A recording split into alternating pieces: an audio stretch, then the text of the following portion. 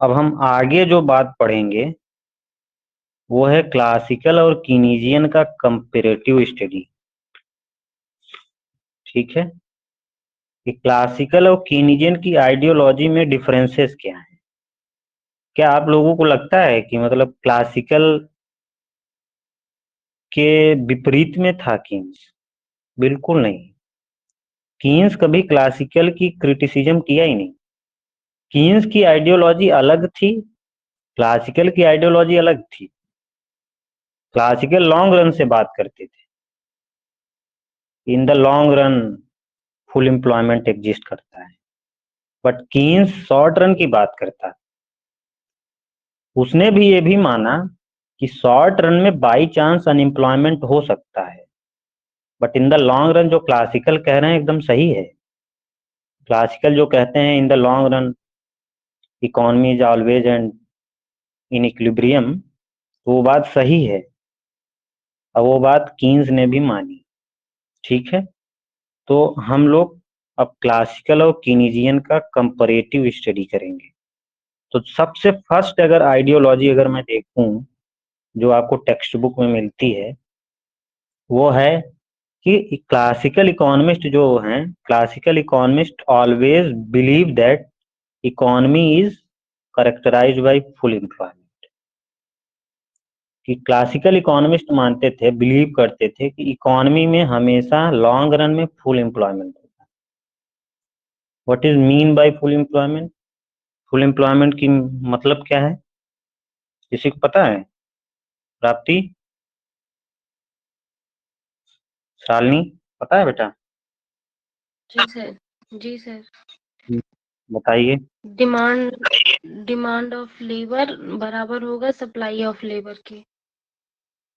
ये तो चलो ठीक है, आपने एक इकोनॉमिक्स की लैंग्वेज में बताया, बट अगर आपसे कोई एक आसान भाषा में समझना चाहता है, what is mean by full employment, then how can you define?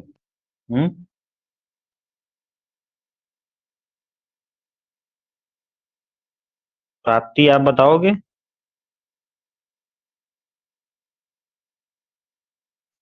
हाँ बेटा। नहीं सर, मुझे नहीं। सौम्या, तुम बताओ। सर आउटपुट में कोई भी चेंजेस नहीं आते हैं सर, इन्होंने आउटपुट सब में ये कोई बताया चेंज? था।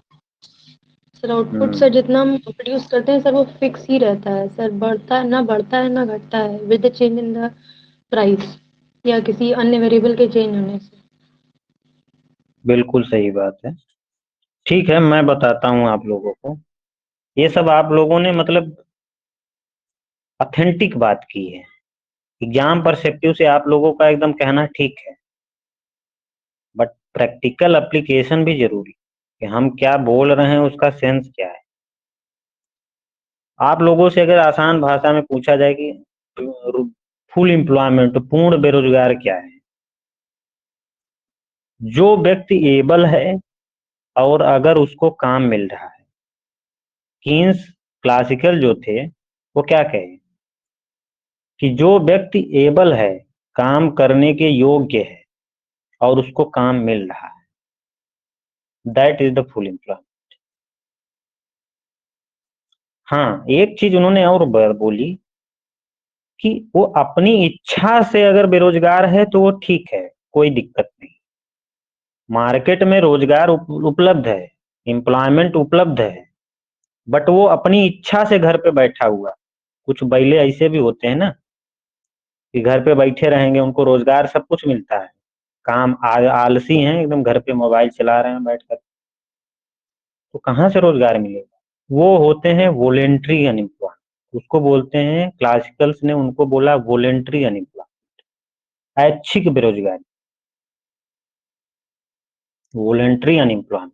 जो अपनी इच्छा से बेरोजगार है, उनको बाजार में, मार्केट में एम्प्लॉयमेंट मिल रहा है, रोजगार उपलब्ध है, बट वो अपनी इच्छा से उस मार्केट वेज पर काम नहीं करना चाहते, तो उसको उन्होंने क्या बोला? वॉलेंट्री। यानी फुल एम्प्लॉयमेंट की सिचुएशन में वॉलेंट्री अनएम्प्लॉयमेंट हो सकता है, बट अगली वाली लाइन ध्यान से सुनिए। अगली वाली लाइन ये है कि फुल एम्प्लॉयमेंट के केस में इनवॉलेंट्री अनएम्प्लॉयमेंट नहीं होना चाहिए, अनैच्छिक बेरोजगारी नहीं होनी चाहिए।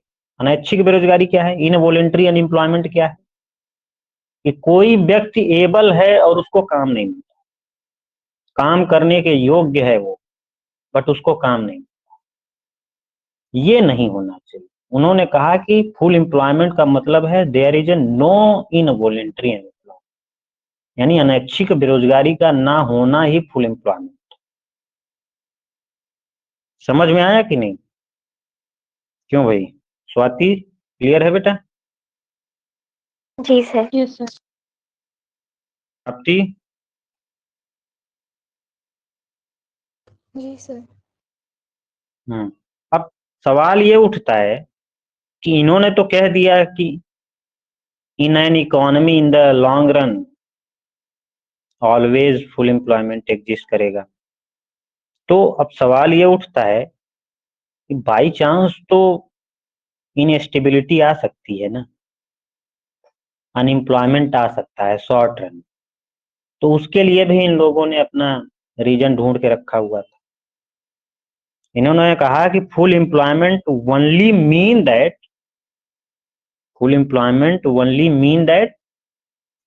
Who are able to work and willing to work, और उनको जॉब मिल जाए तो क्या है? Full employment. बट इन्होंने कहा कि अगर फुल एम्प्लॉयमेंट एग्जिस्ट नहीं कर रहा है बाई चांस शॉर्ट रन, तो उन्होंने कहा कि एक उन्होंने टर्म लिया या एक वेरिएबल लिया है जिससे उन्होंने फुल एम्प्लॉयमेंट को रिस्टोर करने की बात कही। वो है वेज फ्लेक्सिबिलिटी। वो क्या है? Wage flexibility. यानी उन्होंने कहा, उन्होंने गारंटी दे दी ना कि फुल एम्प्लॉयमेंट ऑलवेज एग्जिस्ट करेगा in the long run, but in the short run by chance हो सकता है। तो उन्होंने कहा उसके लिए भी सॉल्यूशन है हमारे पास, और वो है वेज फ्लेक्सिबिलिटी। कि बाई चांस फुल एम्प्लॉयमेंट नहीं है, लेबर मार्केट में अनएम्प्लॉयमेंट है, मान के चलो। लेबर मार्केट में अनएम्प्लॉयमेंट का मतलब क्या है? सप्लाई ज्यादा है, डिमांड कम है। मान लो हम फुल एम्प्लॉयमेंट की बात कर रहे हैं कि labour supply is equal to labour demand, but by chance मान लो labour supply is greater than labour demand, या labour demand is greater than labour supply, then what will happen? अगर लेबर की सप्लाई ज्यादा है, हाउस होल्ड जो है खूब मार्केट में उसकी सप्लाई है, काम करने के लिए उत्सुक है, बट फर्म उसकी डिमांड नहीं कर रही। फर्म जो है, बिजनेसमैन जो है, बिजनेस सेक्टर जो है, उसकी डिमांड नहीं कर रहा है, भैया हमें नहीं जरूरत है। तो क्या होगा बताइए आप लोग? वेजेस क्या होंगी? कम हो जाएगी सर। वेजेस फॉल होना शुरू हो जाएगी, और जब वेज फॉल होने लगेगी, मजदूरी घटने लगेगी, तो सस्ते दाम पे जब लेबर मिलेंगे तो बिजनेस सेक्टर लेबरों की डिमांड बढ़ा देगा, तो लेबरों की डिमांड बढ़ती चली जाएगी, दोबारा से बराबर। तो डिसइक्विलिब्रियम से इक्विलिब्रियम की ओर जा रहे हैं ना, ड्यू टू वेज फ्लेक्सिबिलिटी। इसकी भी केस समझ लेते हैं कि लेबर डिमांड ज्यादा है, आपकी डिमांड बहुत ज्यादा है, आप मार्केट में खड़े हो, खूब बार्गेनिंग करोगे, तब फर्म सेक्टर आएगा बिजनेसमैन की, चलो 100 रुपए देंगे तुम्हें, चलो। तुम कहोगे नहीं, हमारी डिमांड है, हम 200 से कम में चलेंगे। तो वेज क्या हो रही है?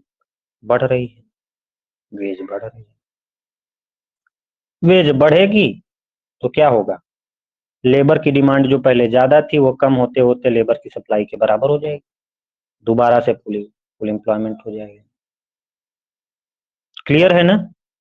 कि डिसइक्विलिब्रियम से इक्विलिब्रियम पे कैसे जाएंगे, यानी अनएम्प्लॉयमेंट से फुल एम्प्लॉयमेंट की ओर कैसे जा रहे हैं। बाई चांस अगर अनएम्प्लॉयमेंट आ जा रहा है शॉर्ट रन में, तो क्लासिकल ने कहा कि ये जो वेज फ्लेक्सिबिलिटी नामक हमारे पास यंत्र है, ठीक है, वो काम करेगा।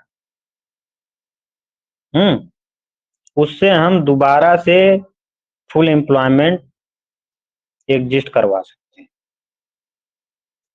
क्लियर है? क्यों भाई, इतनी बात समझ में आती है आपको? जी सर। प्राप्ति क्लियर है ना बेटा? जी सर। अब वहीं अगर कीन्स की बात करते हैं,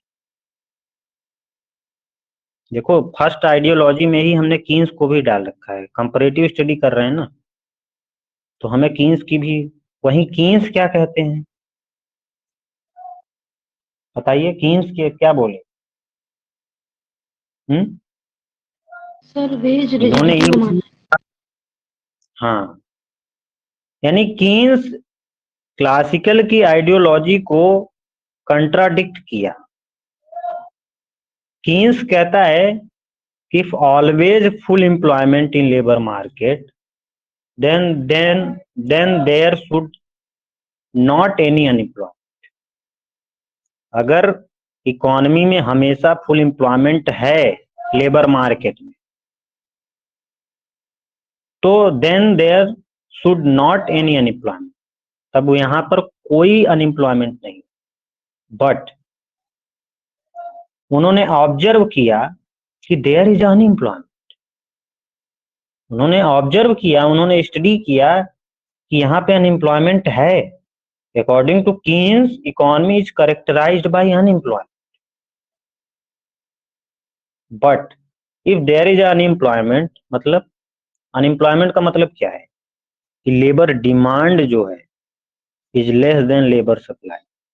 अनएम्प्लॉयमेंट का तो यही मतलब है ना कि काम करने के लिए बहुत ज्यादा लोग हैं, लेकिन काम देने वाला की कमी है। तो जब देने वाला कम है और लेने वाले बहुत कम है, तो क्या होगा? अनएम्प्लॉयमेंट होगा ना।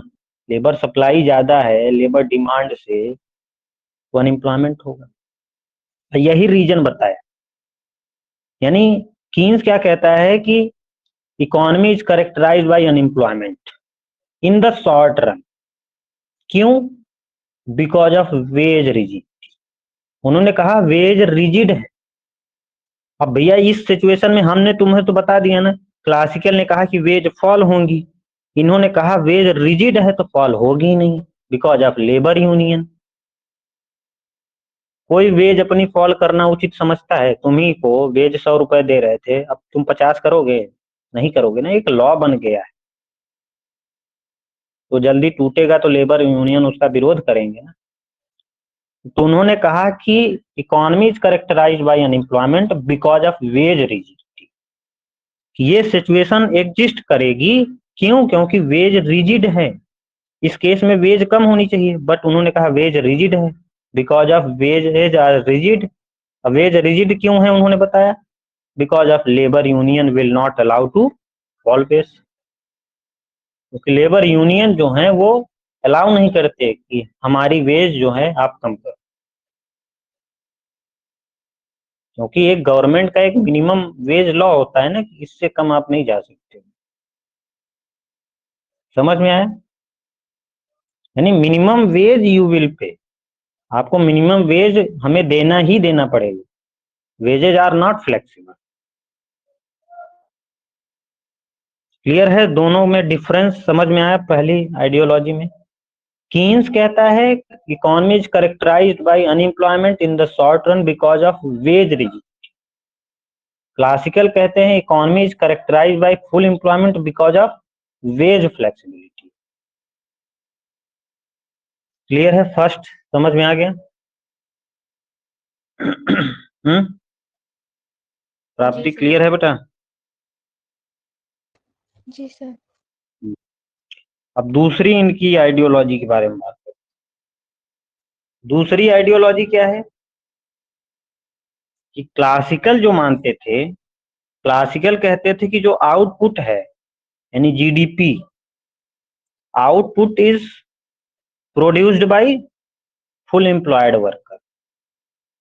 Output is produced by full employed worker. क्यों? क्योंकि वो फुल एम्प्लॉयमेंट की बात करते थे ना, सब लोग रोजगार में हैं, तो सब लोग रोजगार हैं तो फुल एम्प्लॉयड वर्कर उनको बोलेंगे। और फुल एम्प्लॉयड वर्कर से क्या निकलेगा? फुल एम्प्लॉयमेंट निकलेगा, फुल आउट पोटेंशियल आउटपुट या फुल एम्प्लॉयमेंट आउटपुट निकलेगा।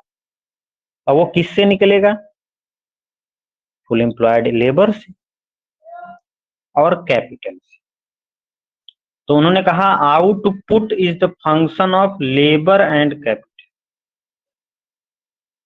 Output is the function of labour and capital and technology and so on, जो भी है, but majorly labour and capital.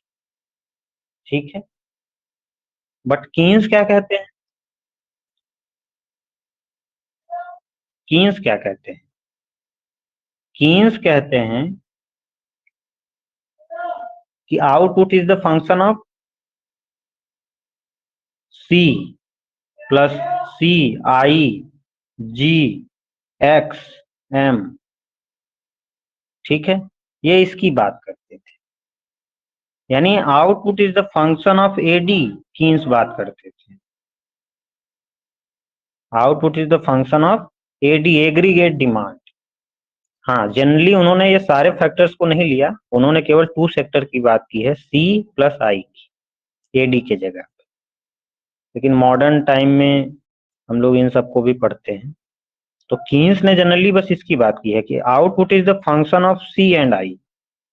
हाँ, ग्रेट डिप्रेशन में उन्होंने जी को भी महत्वपूर्ण माना, तो अलग बात है, बट उन्होंने केवल 2 सेक्टर की बात की, क्लोज इकोनॉमी की बात करते थे। तो GDP is the function of aggregate demand, कौन बोलता था? कीन्स।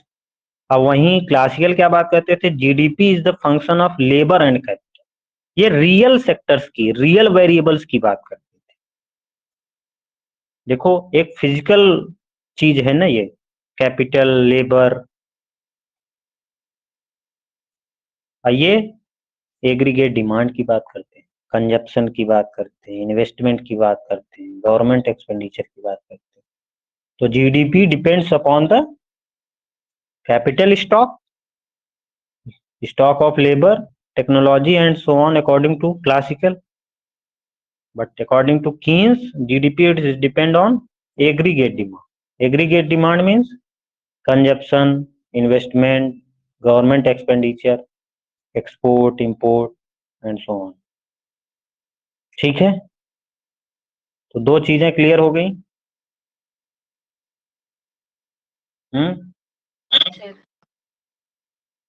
सौम्या, प्राप्ति? Yes. जी सर। अब थर्ड ये है कि classical approach exist in the long run. Classical approach जो है वो लॉन्ग रन से संबंधित है, जबकि जो कीनीजियन अप्रोच है वो शॉर्ट रन एनालिसिस करती है। ठीक है, क्लासिकल अप्रोच बिलीव करती है लॉन्ग रन में, कि कीन्स बिलीव करते हैं शॉर्ट रन में। तो इससे ही पता चल जाता है कि कीन्स कभी क्लासिकल के विरोध में नहीं था, बट उसने अपनी आइडियोलॉजी एक रखी कि भैया शॉर्ट रन में ये चीज होगी, लॉन्ग रन में जो तुम कह रहे हो होगा, कोई दिक्कत नहीं। ठीक है, चलें आगे। 3 आइडियोलॉजी हो गई।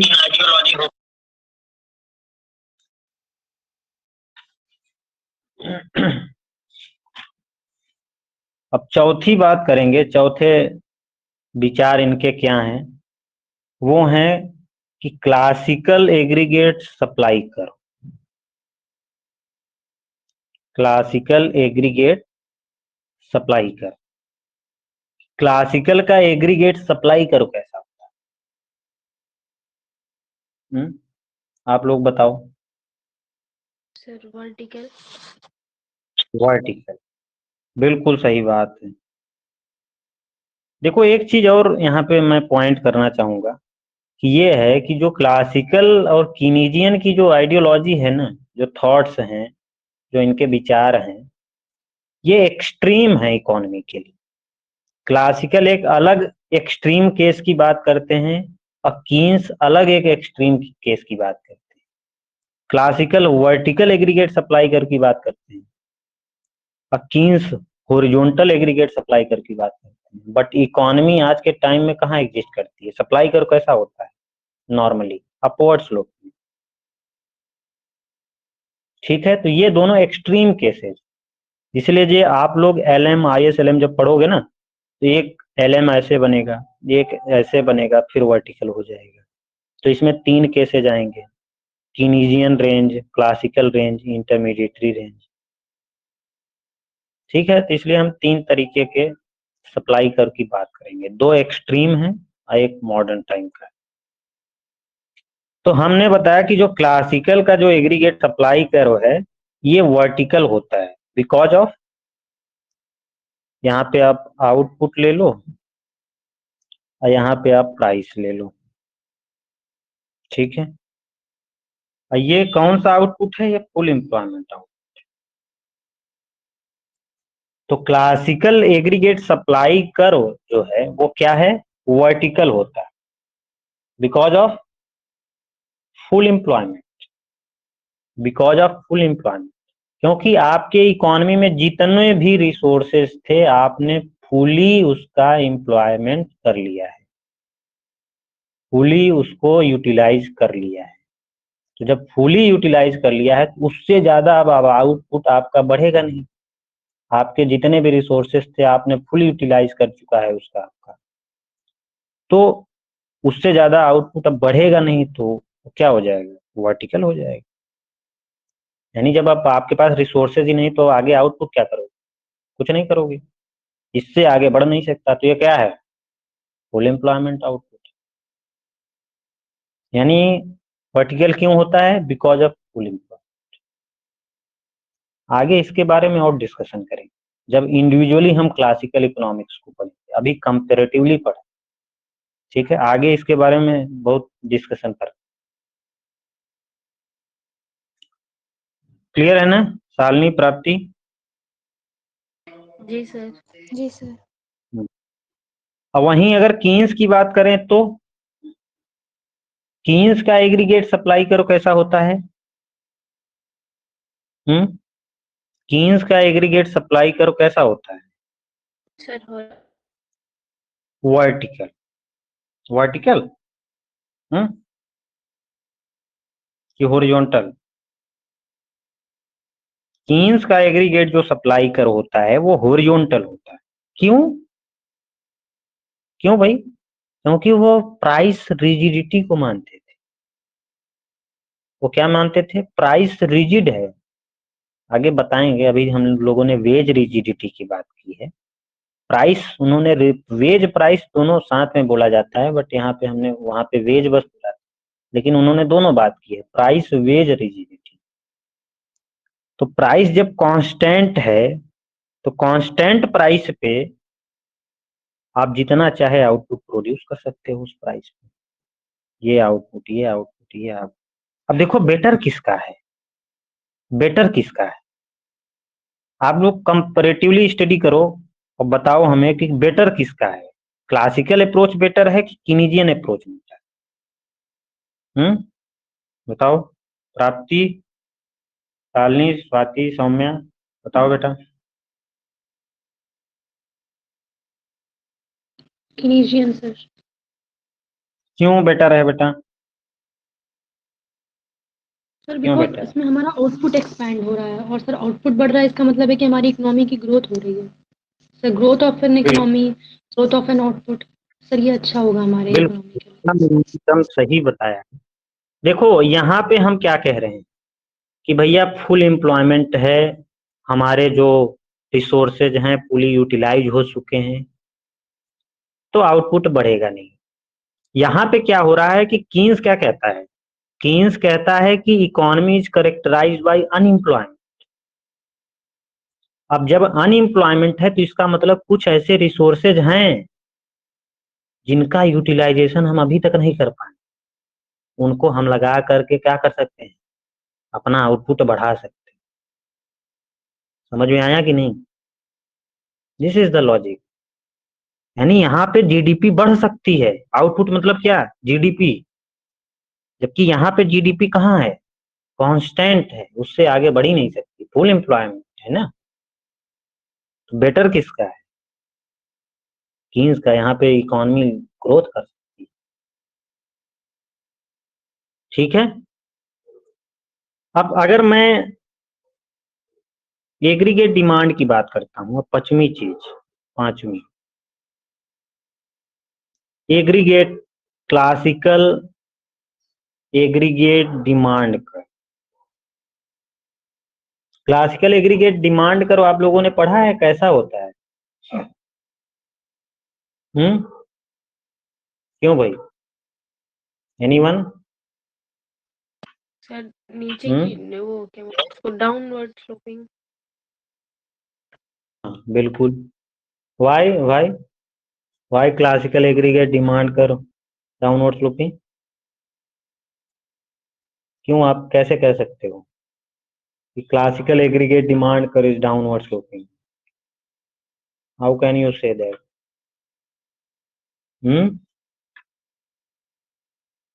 क्लासिकल एग्रीगेट डिमांड करो डिराइव्ड फ्रॉम क्यूटीएम।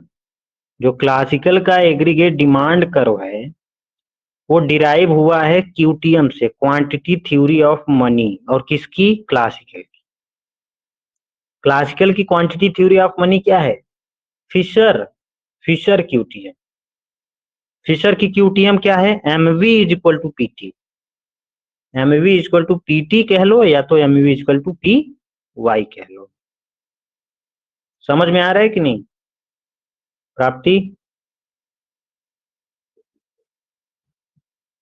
Ji sir. हाँ, तो हमने कहा कि जो क्लासिकल का एग्रीगेट डिमांड कर्व है वो क्लासिकल के क्वांटिटी थ्योरी ऑफ मनी से के इक्वेशन से डिराइव। कैसे? अब मैं कहता हूं कि जो MV is equal to P Y है, ठीक है। इसमें अब मैं जब एग्रीगेट सप्लाई करो अभी बनाया तो यहाँ पे आउटपुट लिया यानी वाई, यहाँ पे क्या ले रहा हूँ? प्राइस। ठीक है, तो अब एग्रीगेट डिमांड बनाने के लिए भी यही करो, यहाँ पे वाई ले लो, यहाँ पे पी। अब फिशर की इक्वेशन क्या है? MV is equal to P Y, यही है ना? MV is equal to P Y. तो क्लासिकल एग्रीगेट डिमांड कर क्या होगा? डाउनवर्ड स्लोपिंग होगा, बट कैसे हो? हमें पी वाई का रिलेशन चाहिए। तो पी को तो उन्होंने क्या माना था? किसको किसको कांस्टेंट माना था? आउटपुट को, और इसको क्या कहते हैं? मनी सप्लाई को। बट यहाँ पे हम वाई को क्या मान रहे हैं? चेंज। ठीक है, एम वी को सर वी को कांस्टेंट मान। कांस्टेंट माना था सर उन्होंने। वी और वाई को बेटा कांस्टेंट, ठीक है। जी। वी और, ठीक है, ये दोनों वेरिएबल। बट यहाँ पे हम एक चीज कर रहे हैं फॉर द सिंप्लिसिटी, क्योंकि हमें पी और वाई का रिलेशन चाहिए, तो वाई को हम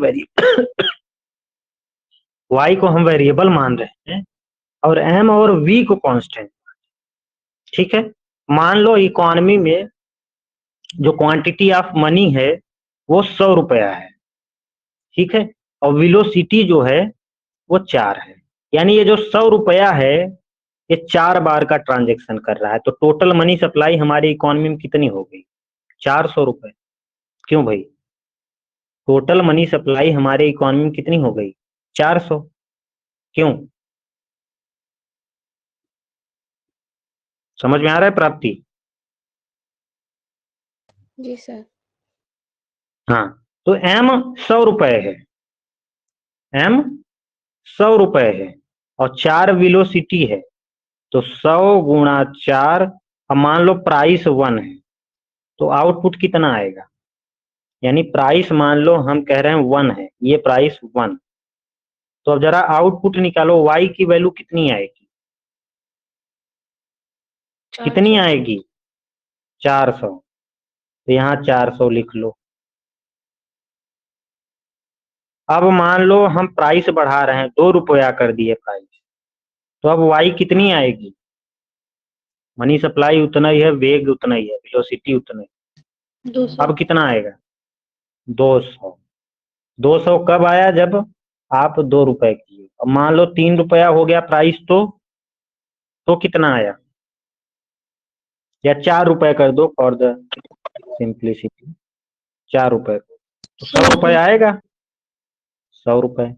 तो 100 से 4 का है रिलेशन, 200 का 2 का 200 से, 1 का 400 से। तो इन सारे पॉइंट्स को मिलाओ जरा, तो आपको क्या मिलेगा? एग्रीगेट डिमांड कर। एग्रीगेट डिमांड कर किसके किसके बीच रिलेशन दिखाता है? पी और वाई के बीच।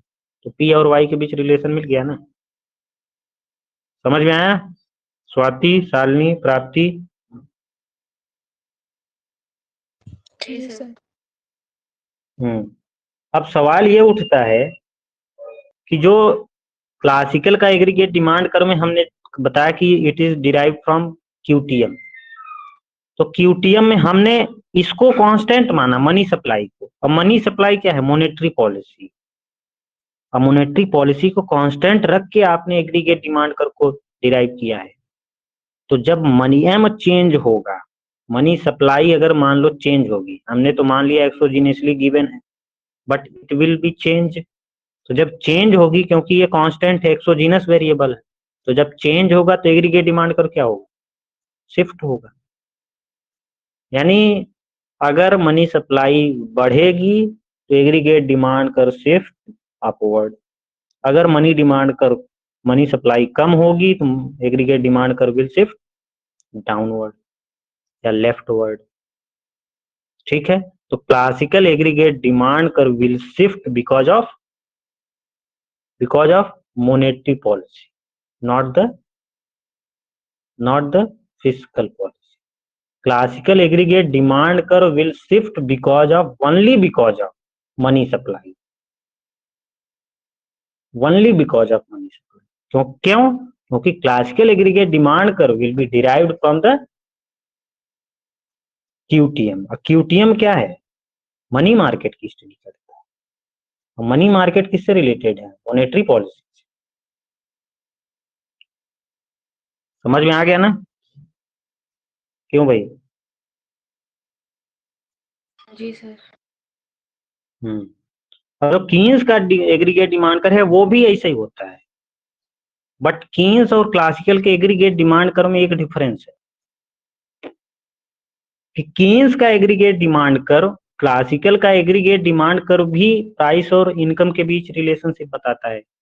कीन्स का भी एग्रीगेट डिमांड कर क्लासिक प्राइस और इनकम के बीच रिलेशनशिप बताता है, बट डिफरेंस क्या है कि क्लासिकल का एग्रीगेट डिमांड कर will shift because of monetary policy, और कीन्स का एग्रीगेट डिमांड करो किससे शिफ्ट होता है? बिकॉज ऑफ एग्रीगेट डिमांड के जो फैक्टर्स हैं, ऑटोनॉमस फैक्टर, गवर्नमेंट एक्सपेंडिचर, ठीक है, टैक्स, यानी फिस्कल पॉलिसी। क्लियर है? Yes sir. तो ये बात सभी को क्लियर है ना? प्राप्ति, स्वाति? जी सर। जी सर। तो आज यहीं पे खत्म करते हैं, कल यहीं से शुरू करेंगे। ठीक है?